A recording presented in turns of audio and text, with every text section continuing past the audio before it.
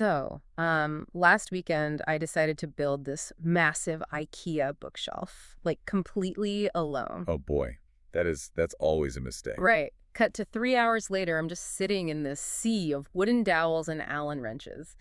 And I realized something pretty profound. That you desperately needed a project manager. Exactly. I mean, true progress really requires a collaborator, someone to organize all those messy, tiny pieces while you focus on, like, not putting the shelves in backward. Yeah, it's the ultimate lesson in the division of labor. Yeah, You need to offload the granular details to keep the overarching vision intact. completely. And that actually perfectly sets up today's mission for our Intellectually Curious series. We're doing a deep dive into this fascinating stack of research from Google DeepMind about their new AI Co-Mathematician. Yeah, it is a massive leap forward for human-AI collaboration. It really is. Because just like building complex furniture, cutting-edge mathematical research is, well, it's a messy exploratory process full of dead ends for you out there who might not know. Right, which is precisely why your standard chatbots just fail at it. I mean, DeepMind realized that an AI that forgets what you talked about yesterday is totally useless for a multi-week math project. Wait, so what did they actually build instead? So they created what they call an asynchronous stateful workspace. Let's break that down for everyone listening, because stateful is kind of the magic word here, right? Yeah, exactly. Unlike a normal chatbot that resets, a stateful system remembers every single step, every hypothesis, every dead end over the entire lifespan of a project.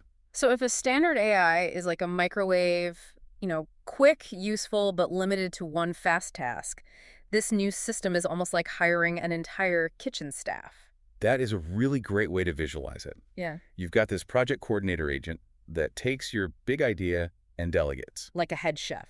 Right. It assigns one sub-agent to scour the literature and maybe another to write code to test an equation. And they're all running in parallel. But wait, math is uniquely brittle. I mean, in creative writing, an AI hallucination is just a quirky plot twist. In mathematical proofs, one made-up number ruins the entire architecture. Oh, entirely. So I read they use programmatic constraints. How does that actually stop it from just confidently lying to us? Well, it forces the AI to show its work in a formal verification language. Think of it like translating the math into computer code that absolutely has to compile. Oh, wow. So if the logic is flawed, the system just straight up rejects it. Exactly. They also use internal AI reviewer agents that literally test the generated proofs against these unbending logical rules. And all of this happens before the human ever even sees it. That is wild. And what I found so brilliant in the DeepMind papers is this concept of negative space. Yeah, that's a huge part of it. Right. Like it doesn't just delete its failures. It keeps a permanent record of every rejected path so it doesn't repeat the same mistakes. And if it exhausts all its options, it just pauses and flags the human for help. It recognizes its own limits. I mean, that self-awareness in delegating back to the human is the core of this whole partnership. Honestly, knowing how to effectively delegate to AI and knowing exactly where its limits are is like half the battle right now. Oh, for sure.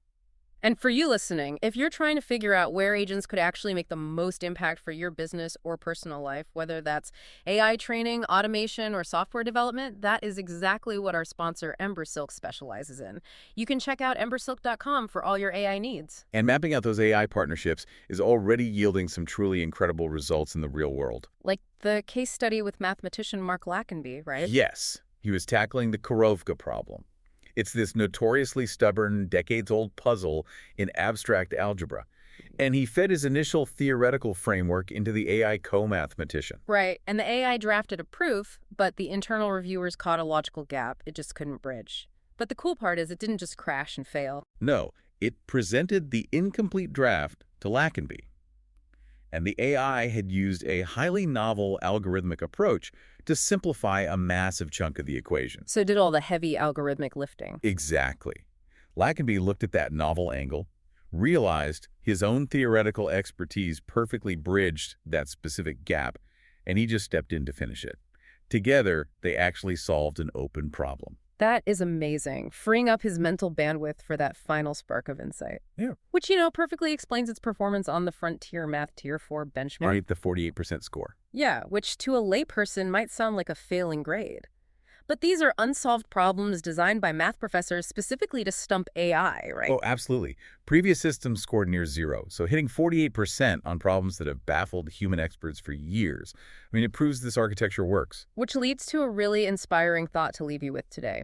If an AI can hold the state of massive multi-week mathematical architectures in its memory, imagine applying this stateful workspace to other fields that require juggling huge mental models. Oh, the possibilities are endless. Right. Think about designing hyper-efficient enzymes for medicine, or planning perfectly optimized zero-emission cities. We're looking at an exoskeleton for human creativity. It's going to allow us to build a future faster and better than ever before. It truly is a beautifully optimistic era of collaborative discovery. We are really just getting started.